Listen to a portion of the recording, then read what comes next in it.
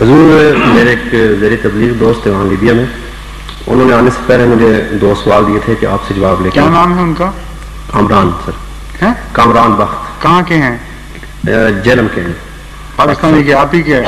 جی آپ ہی کے گرائی ہیں؟ جی جی ٹھیک ہے. انہوں نے حضور وہ سورۃ بقرہ کی آیت نمبر 4 اور 5 سورۃ بقرہ جی کہ وہ لوگ جو آپ صلی اللہ علیہ وسلم پر نازل ہوا اور اس پر جو آپ سے پہلے نازل ہوا جی اور اس پر اور آخرت پر ایمان رکھتے ہیں وہی لوگ اپنے رب کی طرف سے ہدایت پر ہیں اور وہی کامیاب لوگ ہیں. جی اس کا حوالہ دینے کے بعد فرماتے ہیں کہ ایسے آدمی کے بارے میں جو مرزا صاحب پر ایمان نہ رکھتا ہو اور اس آیت پر ایمان رکھتا ہو جماعت احمدیہ کا کیا فیصلہ ہے؟ جی ٹھیک ہے. پھر وہ کہتے ہیں کہ میں نے سنا ہے کہ جماعت احمدیہ ایسے فرد کا جنازہ تک نہیں پڑتی اس دلیل کے ساتھ کہ اس نے مرزا صاحب کو نبی نہیں مانا. جی کیا یہ ایک نئی چیز نہیں ہے جو جماعت احمدیہ کی بنیاد کے بعد دین میں شامل کی گئی ہے؟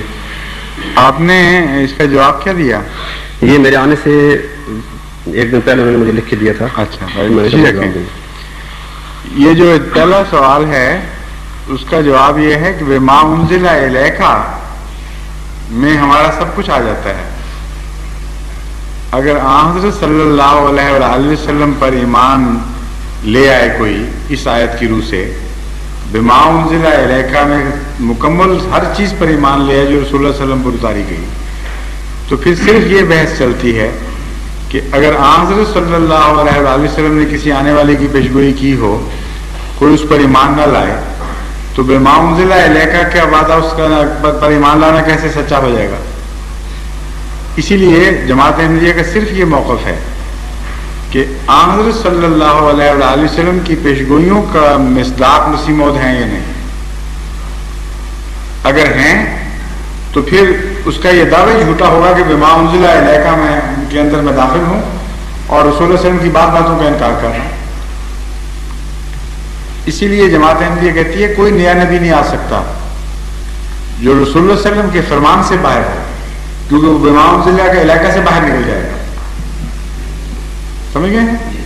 اس لیے شریعت کے کمال کی خاطر اور یہ بتانے کے لیے کہ رسول اللہ صلی اللہ علیہ وسلم کے فرمان کے سے باہر کوئی نہیں آ سکتا، ایمان کو یہاں تک کہہ کے چھوڑ دیا بما انزل الیک.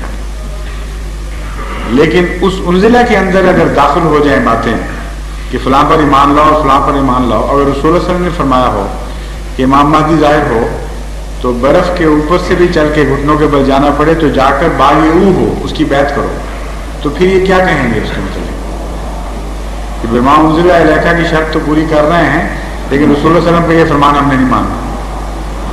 رسول اللہ صلی اللہ علیہ وسلم فرمائے کہ مسیح نازل ہوگا، ایک ہے کہ ہم نے نہیں ماننا، مہدی آئے گا ہم نے نہیں ماننا، لیکن بما انزل الیک کو پورا کر رہے ہیں.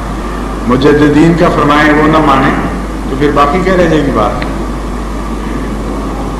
سمجھیں؟